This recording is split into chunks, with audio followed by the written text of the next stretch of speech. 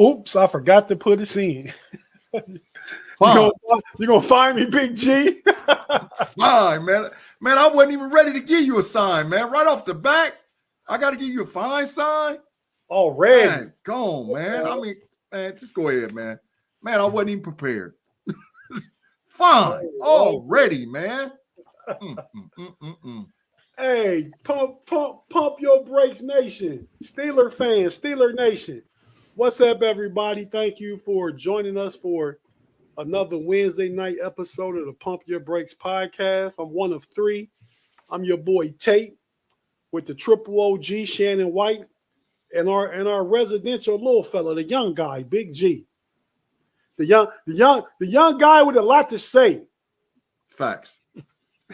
With a lot. Wait, Shannon, we was backstage. What did Joker just say?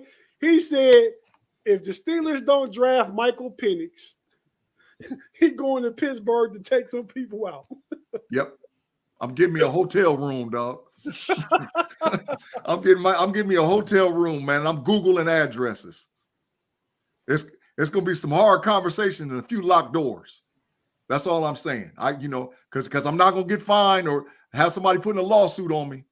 Talking about, A, B, C, and D. But we're gonna have some hard conversations over in Pittsburgh, Pennsylvania. About your evaluation of talent.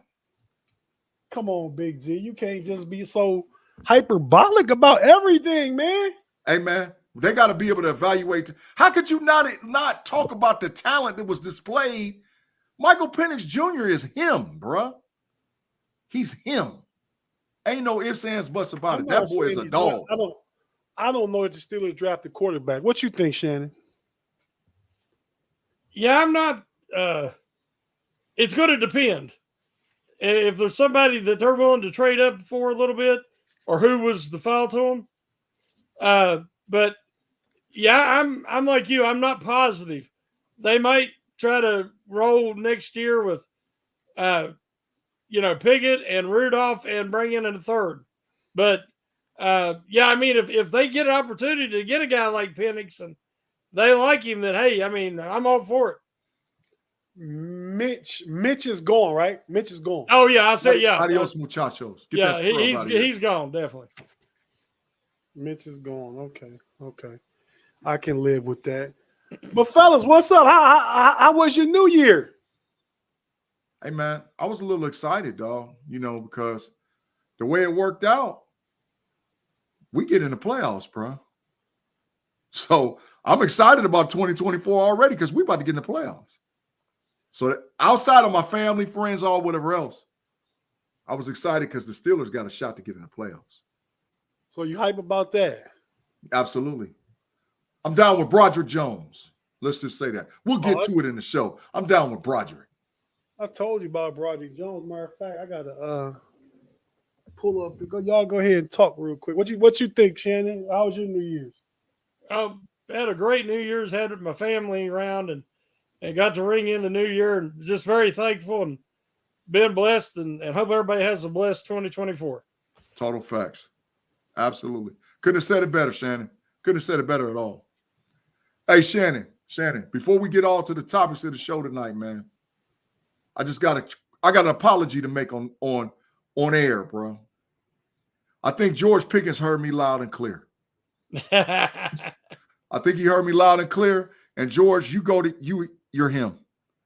He's him too. George Pickens is a monster. And how much better are we with an efficient quarterback, though, Shannon? I think Pickens would be fine with if they brought in Penix. I don't think he'd have any problem. He'd love that deep ball. Oh yeah. George Pickens heard me, man. And I think it sprinkled a little bit to Deontay. George Pickens knew we was gonna be locking a few doors too, bro. But he's him. But with an NFL quarterback, he is him. I was dogging the offensive line out. I mean, the wide receiver room out. I was saying they got to step it up. They stepped it up, man. So I just as hard as I can be on you, I'm a show not just grace but class. Yeah. George Pickens, you get he is him sign. You are him. Ain't no ifs, ands, buts about it, bro. You are a monster. Well, I think that the talent was never a question. I think the maturity was the question. Mm-hmm. With having 2 games, almost 3-4 games of Trubisky can put anybody over the edge. So the last 2 games with Rudolph, he's been much more engaged, and he's putting in the effort, and it's being reciprocated. So it's I'm very happy to see what we're seeing because it gives you hope for the future. Maturity is always going to be a question with a 22-year-old. Just like we could question if it happened. I don't know what the truth is behind all this. If Kenny did what they say he did, that's immaturity. Facts. So when you're dealing with young people, you're going to be dealing with immaturity. Yeah, but that's not true across the board. I mean, like I've talked before, when all this was going on, you look at a guy like Puka Nacua. There's another young guy, a rookie, and the guy goes out there. He acts the same whether he catches 1 pass or 12 passes. You're in control. You control how you behave, and it's not just he needs to grow up. He is an immature young man, even for 22. I agree. But I ain't saying he can't. And when he's engaged, if they use him correctly, he's a true weapon. So, I'm glad he's on the team, but he definitely needs to work on his maturity. Absolutely. I didn't know you, Shannon, when you were 22. I knew Big G when he was 22, though. I was horrible. I was making horrible decisions. I get it. I understand. I was horrible. Better now, though. Man. Better now. I was different, but I was raised different. Right. So I was more mature at 22 than a lot of people I know at 50. So I'll just leave it at that. Mm-hmm. Right. Well, I can't say the same for myself. I was my wife still called me a big kid. I'm childish and everything, man. So I get it. It's all good. It's all good, man. If I wasn't pouting like that, if I wasn't getting the ball and stuff, man. I had the ball one time my whole high school career, and that was because I ran back an onside kick when I wasn't supposed to. They hurried up, Shannon. They hurried up and put him on the bench.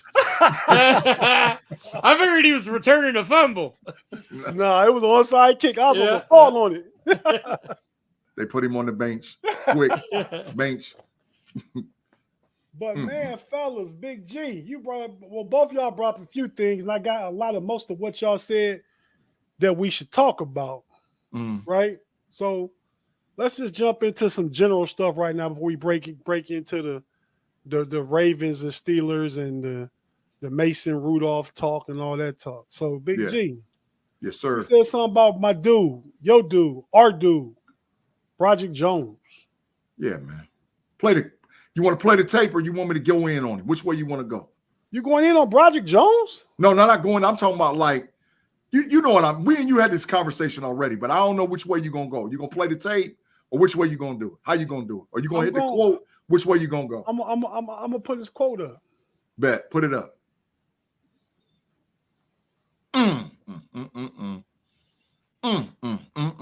Yesterday, starting right tackle Broderick Jones warned the rest of the league not to give them help. He shared a post on Instagram story saying, "Slip up and let us in. We kicking the door down." That's what I'm talking about right there, dog. That is exactly what I'm talking about. That is the mentality that we have been waiting for these young men, these youngsters, all season long. Broderick know what time. He's a first-round NFL draft pick, man, and he's playing like one. So there's how we've been talking on the show, Shannon and Tate, about identifying your alpha male. That's an alpha male, dog. That's an alpha male. He said it with his chest. Like, what? Let us in and watch what's going to happen to you. You're going to get skull-driven. And that's exactly what mentality we need in Pittsburgh. And it showed in his play. He just ain't talking it. He walking the walk. Dog, have you seen, when was the last time you seen the Steelers offensive line dominate another defensive line like we did Seattle? Come on, man. It's showing in his play, bro. It's showing in his play. So I'm with him. Broderick is him, and he's absolutely right. Mess around and let us in. Somebody in trouble. Somebody in trouble, Shannon. I don't know who it is, but somebody in trouble. What you thinking, man? against Seattle where he got out on the edge.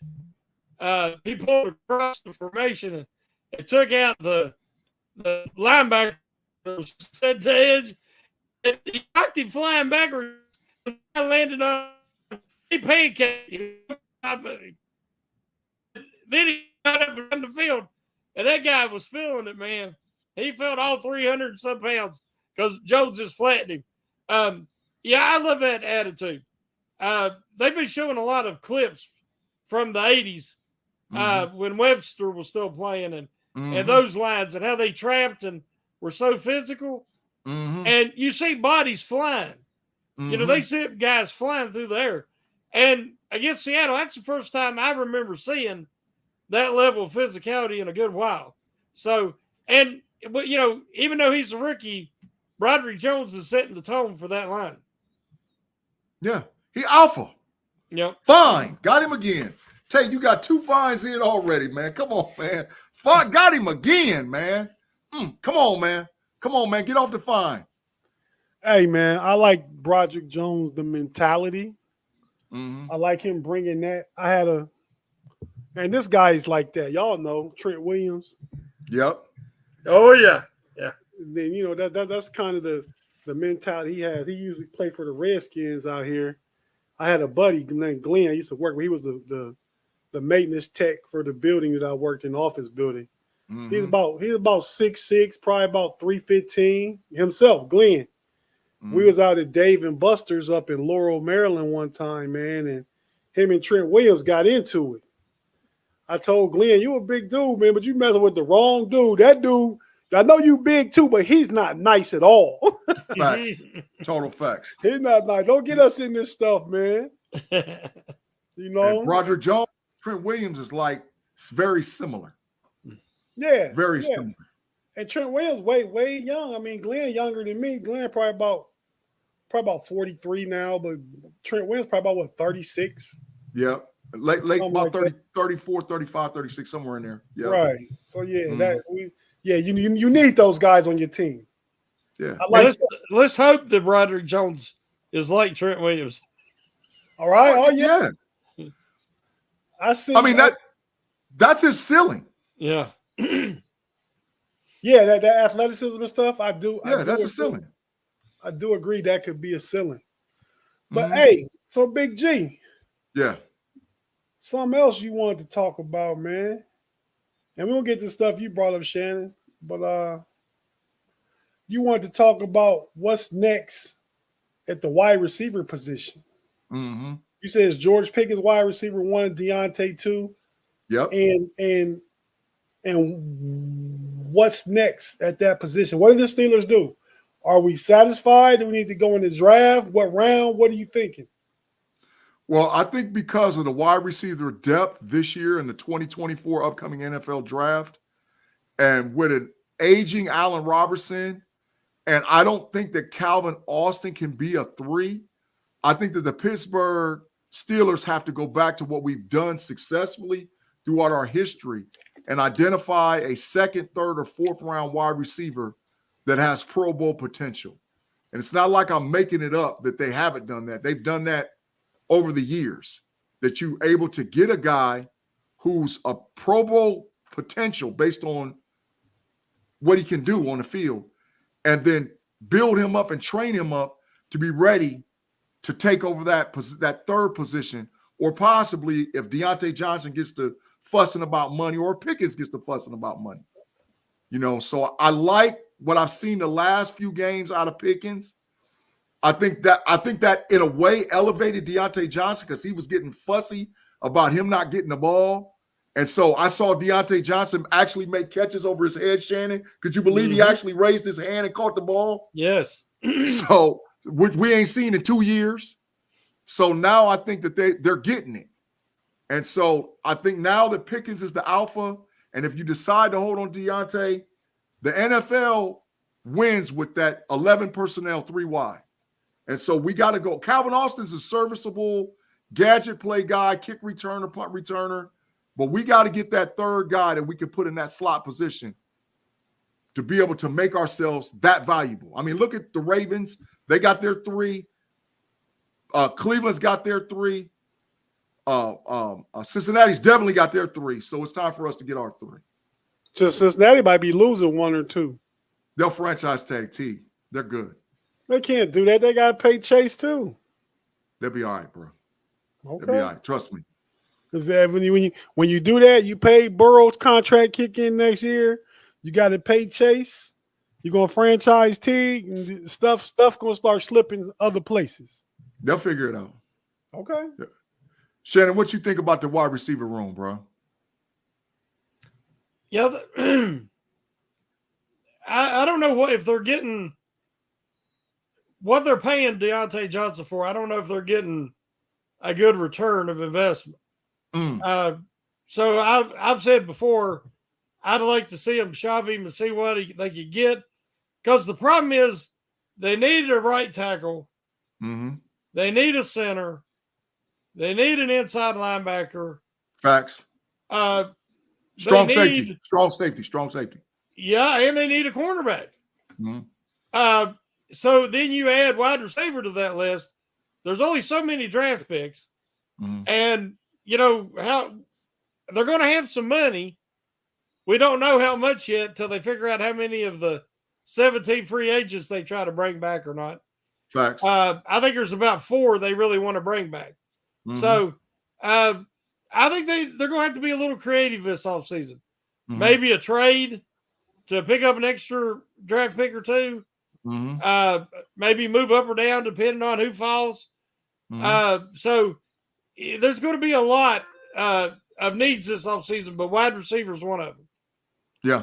Hey, Big G, clawed out the Matrix, man. Kid, that's your interpretation, man. That's your interpretation, man. I don't know about all that, Claude, dog. I don't know about all of that. Claude is out the Matrix. I don't know about all that. You free him. I ain't freeing Claude. I ain't free. Brian, Dennis, Steeler Freak, everybody in the live chat, Big G. You ain't holler at your people, man. Hey man, we started off on a bang, bro. I didn't get an opportunity to, man. You gotta give them your both ways. I gotta give them the algorithm sign, man. Algorithms. We appreciate them algorithms. We appreciate the likes. And we appreciate the shares. Tim Lyons don't want me talking about the Bengals. Jerry Cherry Band, what's up, man? Yeah, AFL 67. They come every week. 67. Yep, absolutely. Brian Brown. I seen Brian in there. Mark Malone. Yeah, Mark's a faithful general. We salute. Both ways? No, just one way. One way. One way. Hey, last thing before we get into actual football, you want to talk about Big G? Mm. You want to talk about these guys? True. Hey, man. Talk about the coaches. Mm-hmm. And, even though it's not enough, we know it's not enough. Tomlin got another season with no losing season.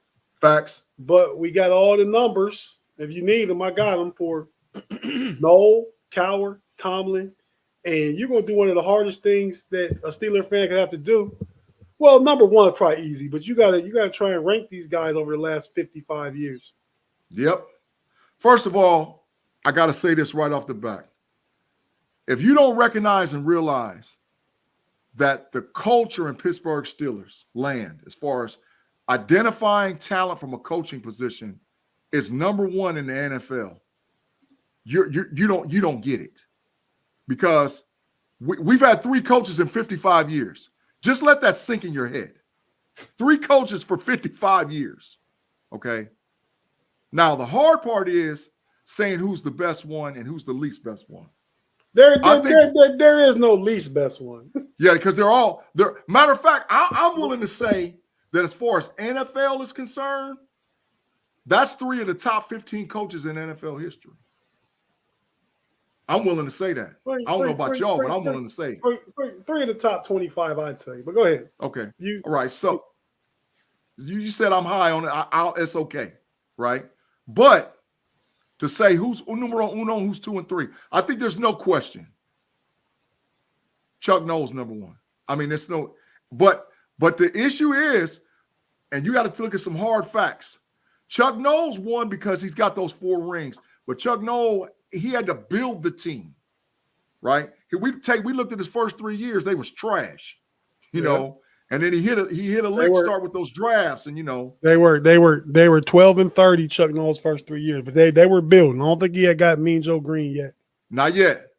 So Chuck Knowles, number 1, numero uno, 4 Super Bowl rings. Chuck Knowles probably number 2 or 3 coach of all time in my book. Wow. NFL, yeah. Bill Shannon. Belichick. 2 or 3. 2 or 3. You want me to agree with him? Oh, I want you to tell him to pump his brakes. No, I agree with him. Well, I think that Chuck Knowles is the top 3 or 4 coach in NFL history. That's what I'm talking about. See, Chuck Knowles, when he come in, he changed the culture. Fact. The Steelers. Now we got to give Dan Rudy credit also. Facts. But those gentlemen worked together with Bill Nunn. They changed the scouting department. Mean Joe Green was Chuck Knowles' first draft pick. Facts. I mean, he was the foundation of everything. Mean Joe Green come in and he set a different attitude. And that you didn't come. People used to come to Pittsburgh and play their B squad because they could win without playing their starters. Because the Steelers weren't good, but they were tough. Mm-hmm. And you played them, you got hurt. So they didn't play their starters a lot of times. And it was like a joke to come to Pittsburgh. Well, when Noel come in, he brought a different attitude. He drafted Mean Joe Green. And Mean Joe Green said, no more having fun playing in Pittsburgh. That's right. He set the tone for everything that happened. So he was the foundation. Facts. But Chuck Knowles built it along with Dan Rooney, along with Nunn, all those guys. Then you had the downtime. So when Cowher come in, he had to rebuild everything. Mm-hmm. They were nowhere close to being a Super Bowl team when Cowher come in. And he built they become an eventual Super Bowl champion. Now, when Tomlin come in, Tomlin inherited Ben Roethlisberger and a championship caliber organization at that point that was 2 years removed from being a Super Bowl team. So if I have to put him in order, I'll put him in that order because of what Noel had to accomplish, what he inherited, what Cowher had to accomplish with what he inherited, and what Tomlin. Now, Tomlin still has a chance to win another championship. Facts. He has a chance to continue to build on his legacy, and he might end up higher than Cowher. But in my opinion, I don't see him ever catching up with Noel. No, Chuck Knowles, numero uno, Shannon. You're absolutely right. But I did some hard soul searching because I love Bill Cowher as a coach, love Mike Tomlin as a coach. Mm-hmm. And I had to really look at it, man. Cowher sort of rebuilt, but look what Cowher had as far as his players is concerned. Cowher had 6 Hall of Famers. And if you count Hines Ward, Ben Roethlisberger, and Harrison, that might be 9 Hall of Famers. As of date, the only guy that Tomlin gets credit with for that team is Roethlisberger. That's a Hall of Famer. The rest of them, Palomula. That's it. Roethlisberger and Palomula. Tate, you fine. So Roethlisberger and Palomula. That's it. Palomalo was a Hall of Famer. Ben. Yeah. That's it. Well, James Harrison, none of them are Hall of Famers yet, though. But yeah, I don't know who Cowher had. He had Ben and who? Al Fenneca. Alan Fenneca. I had the list pulled up. Rod Woodson, Troy Polamalu. I had it pulled up. Let me pull it back up. He only had Troy for like 2 years. But he had him. He had him. So I think right now, apples for apples, Super Bowl with Super Bowl, it's like a draw. And Tomlin has an opportunity to pull in front of him. And that win-loss percentage means a lot, Shannon. That means a whole lot. And I don't like the fact of us like mediocrity, 10 wins and all whatever else. I get that. I know that we're supposed to play to win Super Bowls. But, man, with less of a culture, Tomlin's done a lot more. Tomlin has had Kevin Colbert cooked Tomlin with drafts. He cooked. Well, the last decade at least, he definitely did. Yeah. And Tomlin has had less talent. When, he had the killer bees, but he didn't have the talent on the defensive side that Cowher had or Noah had. Mm-hmm. But we know that a franchise quarterback makes all coaches look much better. Total facts. Bill Cowher had young Ben before he was the franchise quarterback. Mm-hmm. And he had the team around him, and Ben was the missing piece. But the rest of Cowher's career, he did not have a franchise quarterback, even close. He had Neil O'Donnell, for Pete's sake. So we got to give credit where credit's due. And Tomlin did have prime Ben during his tenure. So he did. That makes it more equal because, like you said, Cowher had a few more Hall of Fame caliber guys, but he didn't have nowhere near the Hall of Fame guys that Noel had, obviously. So, but that's, talent wins championships. And that's why the Steelers dynasty, the Steel Curtain, is the best ever. Facts. I agree. Reginald Rivers says, who has the better winning percentage? Tomlin. Among the three coaches. But don't look at playoffs. No, not playoffs. Don't look at playoffs. I think Tomlin is 8-9 in playoffs. Cowher's 12-8, and Chuck Knowles like 20-12. Facts. That's all true facts. In the playoffs. Chuck Knowles 56 games over 500. Tomlin obviously is right there. Is 71 games over 500. And Cowher is 62 games over 500. Facts. All facts. All total facts. So I would guess percentage-wise, Tomlin probably is a little better. Well, obviously, I would think he's never had Bill Cowher had 3 or 4 losing seasons. Yep, right off the bat. Chuck Noll had 7 out of 22, but first 3 we don't even count because he was building something. Facts. Then the last 2 or 3 was towards the end when they were the Bubby Brister years. The horrible years. Hey, I like Bubby though. I didn't like Merrill Hodge or Bubby Brister, dog. They went to the playoffs with Merrill Hodge. I ain't like him.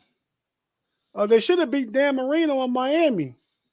And I wanted to get Worley, dog. That running back. We had Worley. What are you talking about? No, I'm talking about I wanted we was gonna have a conversation. Me and Worley was because dog, he with all the potential he had, he played trash.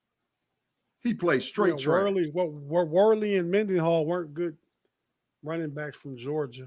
So I don't know. I mean, they were good, but they weren't good for the Steelers. Yep. Mendenhall from Illinois, though. He is. He went to Illinois. He is. You're right. You're right. But hey, we about to go take a quick break, and we're gonna come back. If you're watching on YouTube, stay with us. We get the algorithms up, everybody. We got like 120 something people watching. Look like me, we got about 35 likes, man. Tate, don't tell me that because I ain't even had a chance to even look, man. I'm telling you. Go ahead, man. Go to commercial break. I have some for when we get back, man. Hey, you watch on YouTube, stay with us. We got to pay some audio bills. You listen to audio. We'll be right back after this.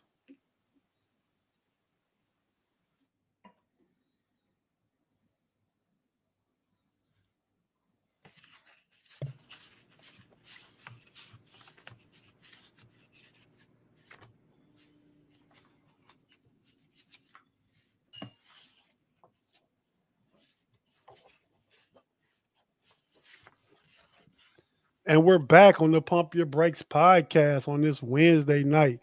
I'm your boy Tate with the homies, the triple OG Shannon White and Big G, the homie Big G. What's up, fellas? We about ready to get into talk about how the Steelers season can still maybe be a successful one. I mean, I hate having to depend on anybody else. If they had just won one game, I think the most winnable game out that 4 out of 5 losing streak they went on, 4 out of 5 games, was that Cleveland game. That game probably should have been won. We should beat New England. Yeah, we should beat Arizona, but they kind of just beat us. You know what I mean? That Cleveland game was there for the taking. They beat Trubisky. They beat Trubisky. You talked about Trubisky, Shannon. That's where Tate was wrong. Definitely believing in Mitch. Never again. Pay tried to tell me way last year when he left Chicago.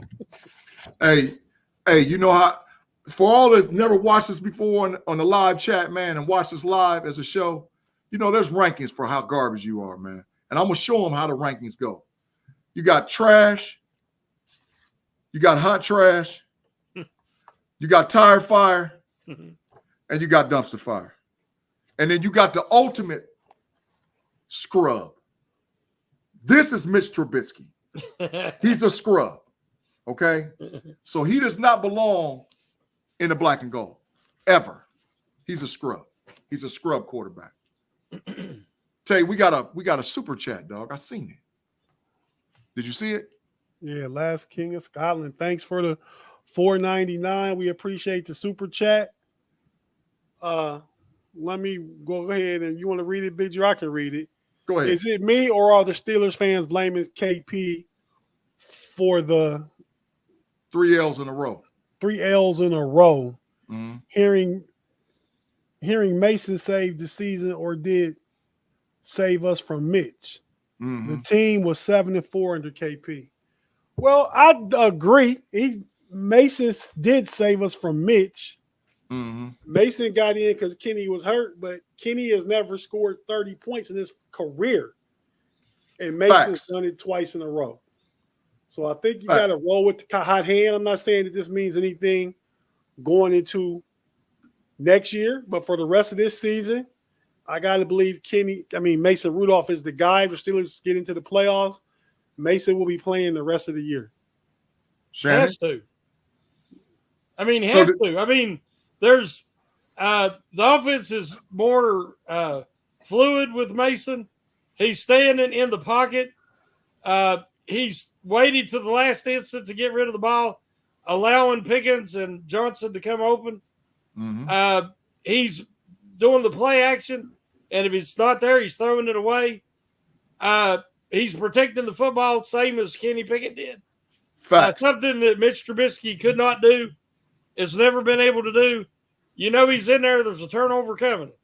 So if it frustrates me, guys, that we talked about it on our show when Pickett went down and Trubisky come in and looked like hot trash, as Big G said, against the Cardinals.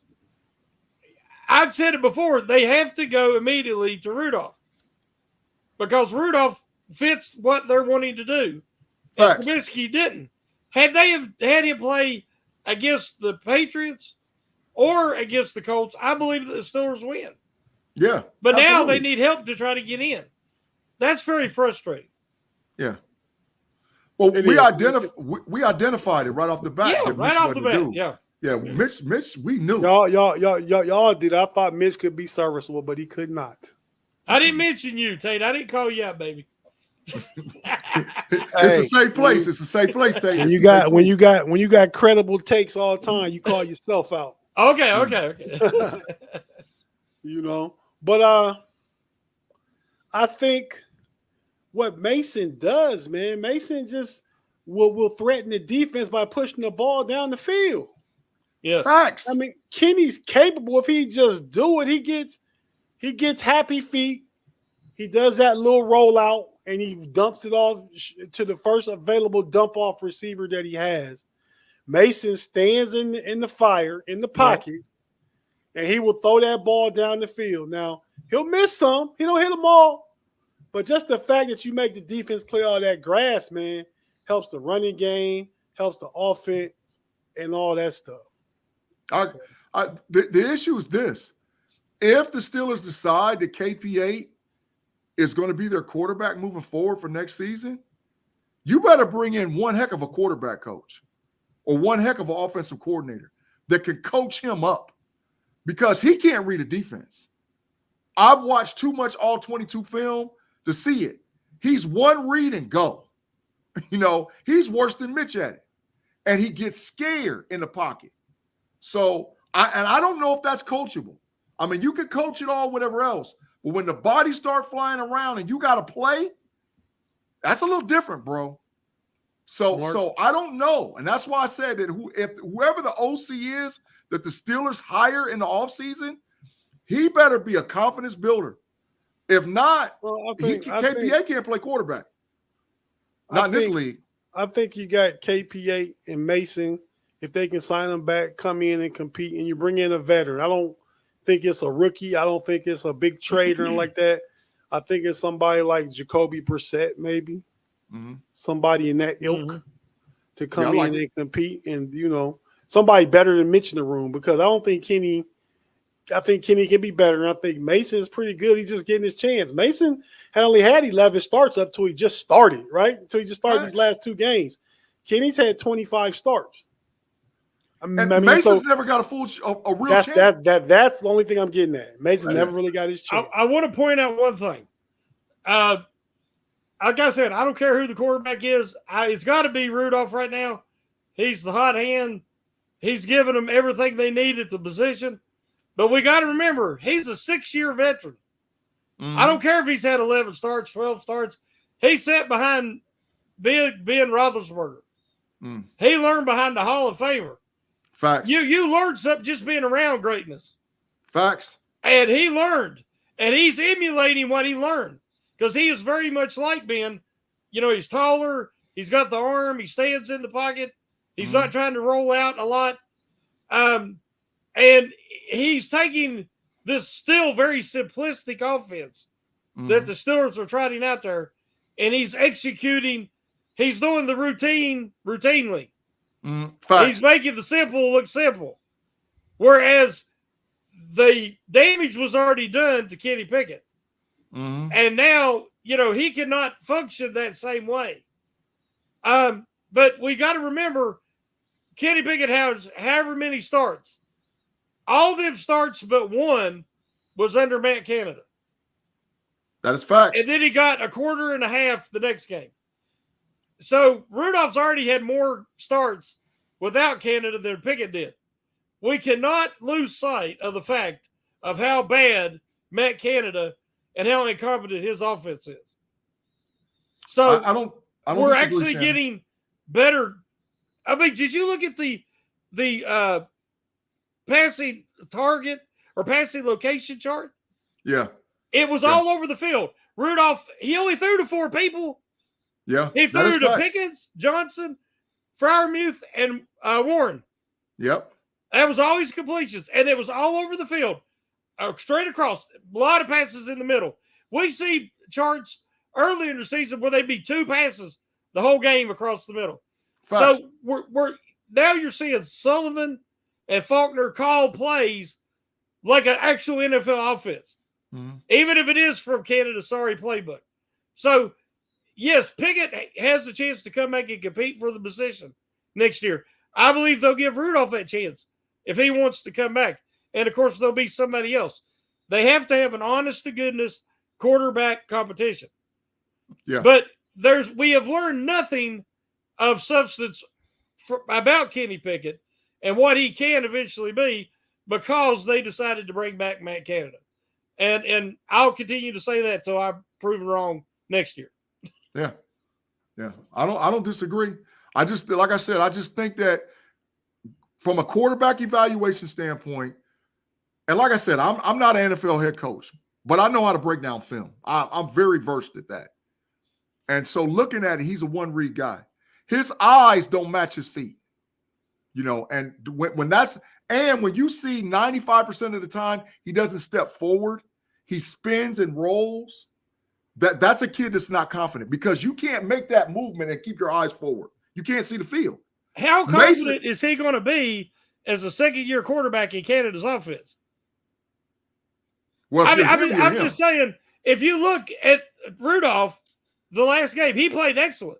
He had no touchdowns, no interceptions. He completed the passes that were there and went over the top when the opportunity presented itself. Mm-hmm. But when you watch that, he never went past his second read. Who? Kenny Pickett? Rudolph. Oh, no. And the reason why I saw Mason's head leave on a swivel. The reason Rudolph doesn't go past his second read is because most of the places there is only 2 reads. Shannon, I watched a quarter and a half, in all 22 of the Steelers-Seattle game. I saw in the first quarter and a half, Mason's head looked like it's on a swivel. When you see a quarterback's head moving, if you watch it from the rear or watch it from the front, that means he's going to read 1, read 2, read 3, next guy. He read at least 3 guys at least 3 times in that first quarter and a half. And I know for a fact, just off of memory, he did it a whole bunch of times in the second half. Mason can read an NFL D, and he's not scared to get hit. Well, as a 6-year quarterback, he should be able to read a defense better than Kenny Pickett, who's been in Canada's offense for 2 years. I get that, but this is the deal. The way that the NFL is set up now, quarterbacks got to hit the ground running. Hold on. In fairness, Mason has had Randy Fichtner and Matt Kennedy. No, they trash. No, they full trash and gone and adios muchachos for them dudes. But the way that the NFL is set up now, a quarterback has to hit the ground running. You can get coached up, but you got to hit the ground running. And I don't know if KP8 is that guy. I'm not saying he's not an NFL quarterback, but I'm saying for what our aspirations are as far as an organization to win Super Bowls, nah. And not unless he gets coached way up, nah. Yeah, but we got to remember, and me and you was in this group. We never wanted to see Mason Rudolph out there again. And we believed at the end of last season and in this preseason that Kenny Pickett had progressed. Yeah, and that he was going to do something. Facts. But it's that same sorry offense. And once the regular season kicked in, teams knew exactly how to defend it. They laughed about it because they knew what was coming. We talked about it every week. We knew what the next play was going to be because we could call it. Yeah. So I'm just saying there's more to this than just Kenny Pickett suddenly he can't play NFL quarterback. Well, I don't say that he can't, but he's never put up any big numbers like Mason has in back-to-back games. That's all. Dennis Povak gave us a super chat. We appreciate you, sir. Yeah, appreciate you, Dennis, man. Appreciate the super chat. I'm not saying Kenny can't do it, but it is his confidence shot at this point. Yeah. Definitely. That's a factor of it. Definitely I agree. He's not seeing the field, and he don't trust what he sees. Absolutely. Absolutely. And we've proven now that the wide receivers are them. So well, I never doubted the wide receivers weren't good, Big G. You're the one said they don't have a number one. They just needed a good talking to. Yeah, well, I still don't think that Johnson is a great receiver in any way.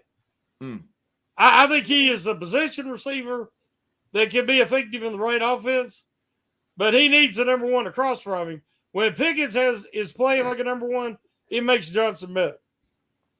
Yeah, no doubt. I agree with that.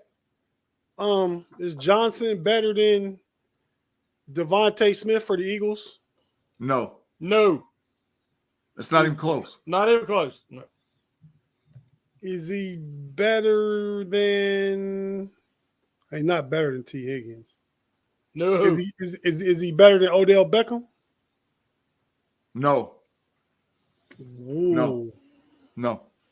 He's not better than Beckham. No. Odell Beckham can't stay on the field. Right. But when he's on the field, he's better. Yeah. But all right, well, let's get into this real quick, man. Y'all, we need to talk about this game. We got the matchup we never probably thought would be Week 18. That's Mason Rudolph versus Tyler Huntley. So we got that matchup, quarterback matchup. Deuces Wild, 2 versus 2. Facts. Mason versus Huntley, Oklahoma State versus Utah. We got the Steelers-Ravens, 4:30 Saturday. We kick off the NFL weekend. We know what we got to do. So Shannon, one of his keys to the game was watch out for the weather in Baltimore. It's supposed to be cold and snowy, starting at 4:30, 40, and snow and rain. And Shannon said we got to lean on that run game.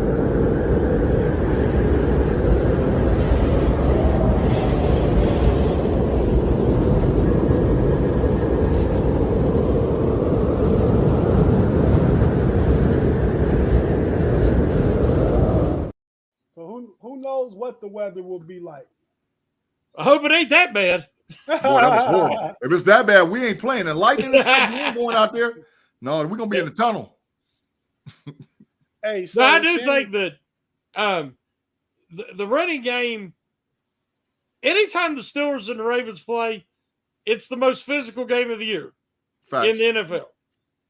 And both teams have guys miss the next week because of injuries. It might not be major season-ending injuries, but there's a lot of nagging injuries because it's just so physical.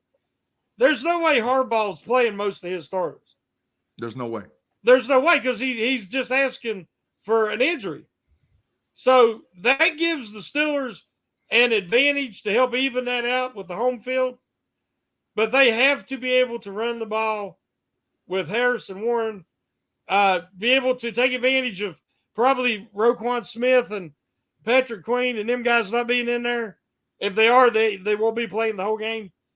And they need Rudolph to play another smart game, protect the football, and because the Steelers got to win to have any chance. Yeah. I think depending on the pace of the score, if the Steelers go up 10-0 or go up 14-0, Baltimore pulls everybody who's a starter. They pull everybody. Yeah, I can see that. I need the Steelers to get the ball, go down the field, score, stop them, and score it again. Because I think at that point they're not risking it. I know it's pride. I know they want to win. They've already secured the number one spot. Lamar's not playing. Queen's probably not going to play. Roquan's not going to play. Kyle Hamilton's not going to play. Zay Flowers probably ain't going to play. Beckham probably ain't going to play. So we go up 7-0, 10-0. They're going to pull every other starter. They're not risking it. They're not risking it. There's no way. And a lot of them guys have injuries already. Yeah. Nagging injuries, yeah. Yeah. Where all of our guys are playing. Heck, Mick is playing. So every Steeler that can man up, let's man up. Man up and get in Baltimore, get this dub. Landon Roberts might even play. Yeah. Yeah. Every Steeler that can play is going to play because we need this win. We need this win. So I look for him to smoke Baltimore, but that's just me. Pump your brakes, Big G. Don't put that jinx on us, man. I ain't no jinx. That's pressure. We just need to get a win. I don't see them blowing them out or nothing like that. That's your vision, man. I see, man. Vision see clear, Tate. Don't forget you messing with G Stradamus. Clean. I see clear. You know,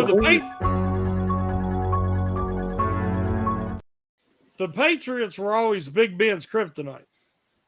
The Steelers have been Lamar's kryptonite. Even though he's only played him 4 times because he's been injured the rest of the time or missed the game.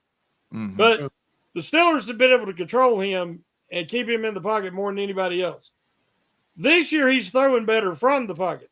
That's why he's having an MVP season. Facts. So it really helps the Steelers if he don't play. Yeah. Yeah. Absolutely. So let's talk about what we need to happen. So this first game, Saturday evening after we play, the Texans versus the Colts. It's like NBA, Big G. Win or go home. Facts for that game. The loser's out. What we need to happen is a tie. but that ain't gonna happen. What we need to happen is a tie in this game. I would like a tie. That makes us safe as we win, right? Yeah, absolutely. A tie, we're in. A tie. If there's a tie and we win, we're in. We don't need anybody else to do anything. Right. But the likelihood of that happening, nah. Right. So who do you favor in this game? I think that Indianapolis is going to win. But if CJ Stroud gets loose, Indy's in trouble. Indianapolis is in trouble if he gets loose. Nobody wants to see the Houston Texans in the playoffs. Nobody. Don't nobody want to play them. Too young. Young teams don't have nothing to lose. So that's just my thoughts. The Texans have a huge advantage at quarterback. Absolutely. Stroud's the real deal. And I like Minshew, but he's kind of your journeyman. A lot of those guys have had good years this year, keeping teams in the race. But Stroud's the real deal. He's going to be big time next year.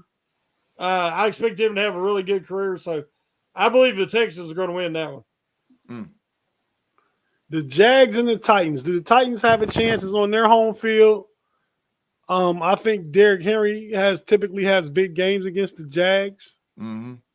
Think they upset the Colts.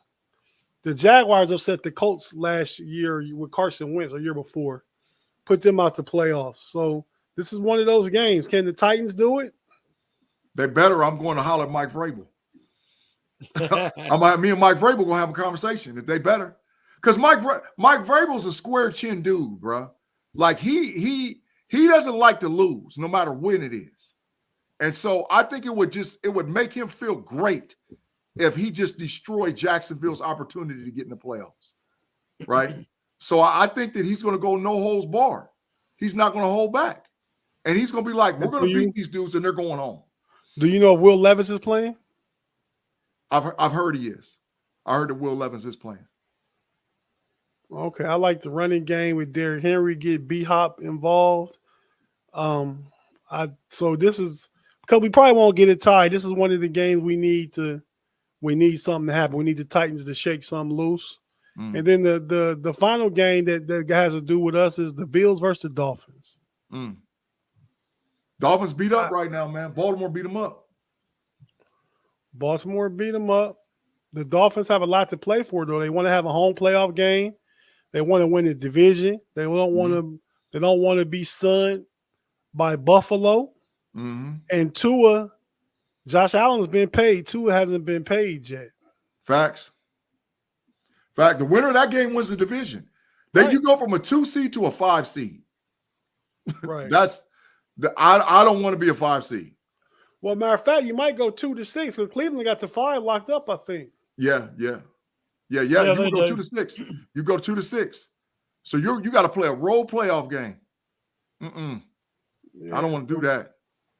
That's actually the one I think we have the best chance at getting what we need to happen because it should be such a competitive game. I think Miami wants to win. I think it's at home for Miami. With the Tennessee's at home too. And I think that Buffalo hasn't looked good the past couple of weeks. They last looked good against Dallas. They didn't look good against, was it the Jets and the Patriots? I know it was the Patriots last week. The Patriots didn't turn the ball over 4 times in the first half. They might get that game. Well, did you see what Buffalo did to Miami the first time? They beat It wasn't pretty. They beat the brake shoes off of them. Beat them down. It wasn't pretty. And Miami needs to prove that to themselves that they can win against a good team. Hopefully that'll motivate them. Well, listen, all I know is I need effort. I need effort out of Tennessee. I need effort out of Miami. I need effort out of Tennessee. Don't be running those scrubs out there saying, well, we're happy we're in the playoffs. Man, play to win. Play to win. That's the whole reason that the NFL changed the format. I think Miami has to play to win. I mean, they want a home playoff game. Yeah. And Tua wants his bag. Yeah.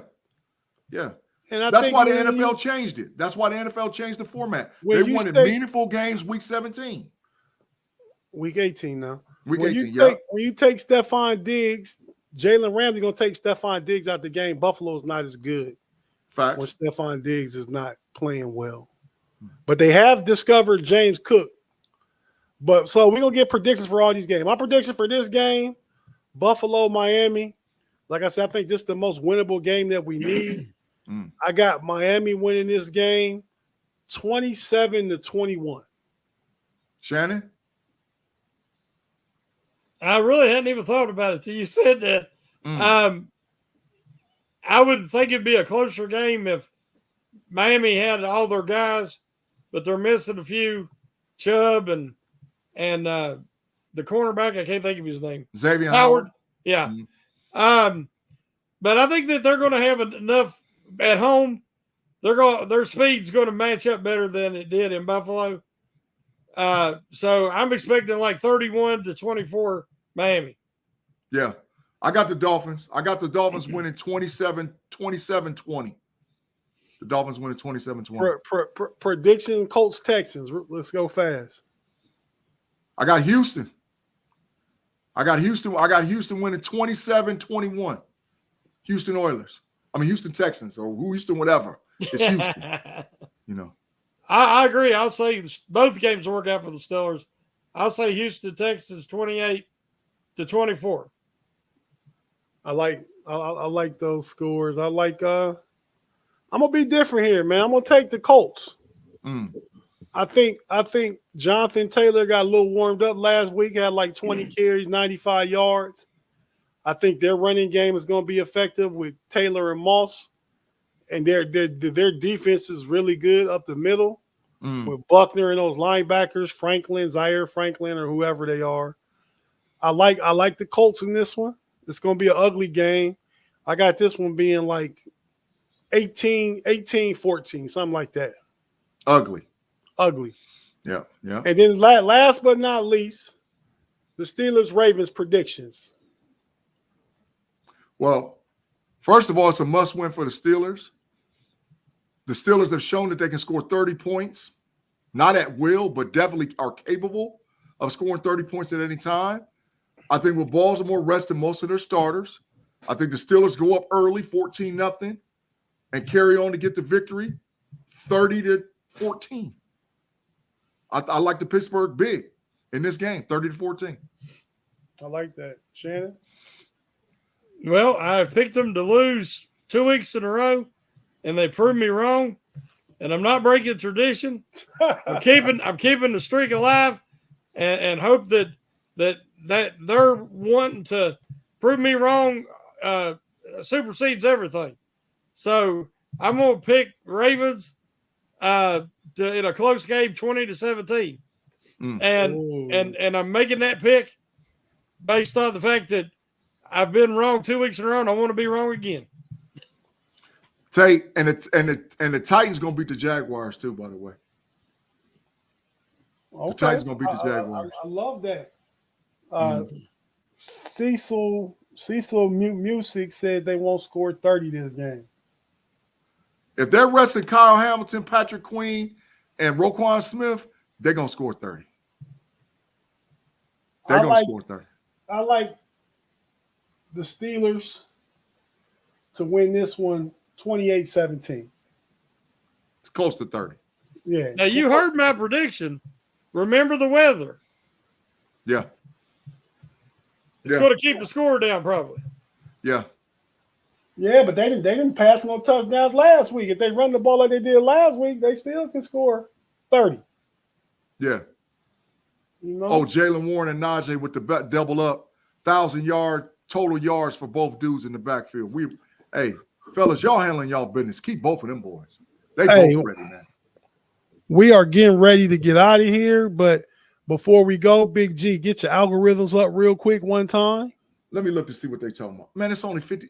Hey, man, it's 128 people in the live chat, and we only got 52 likes, man. Right now, it was almost 140 a little bit ago. Yo, what's going on with the likes? Hit that algorithm, man. Get that thing jumping off, man. It's just how people are. I was looking at an old music video today. 26 million views, 150,000 likes. Oh, man, come on. Let's get the rhythms, y'all. 26 million views. I was like, man, this is what people just do, man. They don't hit that thumb. They don't hit that thumbs up. We appreciate it. We appreciate it. We like when y'all get it lit and y'all light it up. We appreciate it. It increases the so you guys got to understand, when the algorithms increase, the show's frequency increase, Steel Curtain Nation increases, we get more subs, we can bring you more content. We build the brand, because that's what we've done. In 2023 to 2024, we build a brand over here at Steel Curtain Network. So we need them algorithms to jump off to keep this thing moving, man. Shout out to Fans First Sports Network too. Absolutely. We build a brand. So what you fellas got going on this week? Well, for me, it's same as always. Friday, 11 o'clock, random observations. Keep an eye out for that. And hey, we appreciate all the likes and all the loves. And the man's trying to hold us down and we're trying to rise up. We're the great rebellion here at SCN, so we need all the support we can get. Tate, we got a super chat. Do we? Okay. Oh, Afton. The general. Afton. The general. We salute you. Afton said, any worry about Brad? Hey, man. Brad, listen. Brad Allen's crew is the most tire-fire crew in the history of NFL refs. Y'all totally blew it with Detroit and Dallas. And I said I was going to have a show and I wasn't going to say nothing about it. But they were trash. They're full trash. They should have been terminated. Facts. So I think we just got to go in there and handle our business. But we're going to be able to know right off the bat if there's some bias going on. Thanks for the super chat, Afton. We appreciate it. We're going to know. One of our regular, one of the generals. Absolutely. Thanks, Jay Steve. Said great show, fellas. Appreciate it. But Big G, what you got going on real quick, man? Don't be bumping your gums all along, bro. Well, you know how I get out, man. We appreciate all y'all watching us on the Pump Your Grades podcast this week on Fans First Sports Network, Steel Curtain Network. Make sure you check me and Tate Boy Fresh out on Fridays with the homies and homies overtime with Pay and B Dirt. We got some receipts to collect and all of that from the last year, 2023. Swing on over to the Know It Alls podcast on Sundays with me, Mod, and Tate, because I got some receipts to check on there, especially coming from Mod and some of his trash predictions. And then make sure you check me and Tate Boy Fresh out during the week on That's Rather Cavaliers, Cleveland Cavaliers podcast on Fans First Sports Network, Fans First Sports Network, Apple Podcasts, Google Podcasts, and Spotify. Last but not least, check your boy Big G out on the Level Up College Football Podcast. We've been backstage. We're about to crank it up because even though the college football seasons went down, this transfer portal, this college getting guys ready from college football and going into the next season is so pivotal. So we're going to have 2 and 3 shows up a week starting in 2024. So make sure you check me out on all those platforms. Okay, and I second everything Big G said. I think I'm on this Pump Your Brakes podcast with Shannon and Big G. I'm on the homies with Big G, Pay, and B Dirt, and the homies overtime. Shout out to Pay. He won our fantasy football championship. Trash. He's the second 2-time champion. There's only one other 2-time champion. That would be yours truly in about 8 years. So we and Pay both got 2 chips. Big G, you think you finished like 6? Yep. Yeah. I was trash. I finished third. But yeah, so there's that. The know-it-alls on Sunday. Mod over there getting our Facebook page hacked. So if you see a name change on the know-it-all Facebook page, messenger Mod. And what else, Big G? Oh, the Cleveland Cavaliers. I've been out of town. We ain't done a Cavalier podcast in about 6 or 7 days. We really need to do one soon. They had the game tonight. Yeah. But Relly, I think Relly sent me something to post. He got some content. But yeah, so that's about it. We appreciate everybody for joining us on the Pump Your Brakes podcast on the Steel Curtain Network, the Fans First Sports Network. Hope the Steelers get that win this weekend. Hope the stuff that needs to happen. I think we get in the playoffs and we got to go to Miami. I think we could maybe make some noise. Yep. We'll see. That running game is back being mean again. Yep. So until Monday for Shannon, Wednesday for us, we'll be on Friday night, but we won't know what happened with the game. But I can't wait to talk about this last week of games. So we'll talk about all that next Wednesday. So until next week on the Pump Your Brakes podcast, we out of here. Shannon, take us home, man.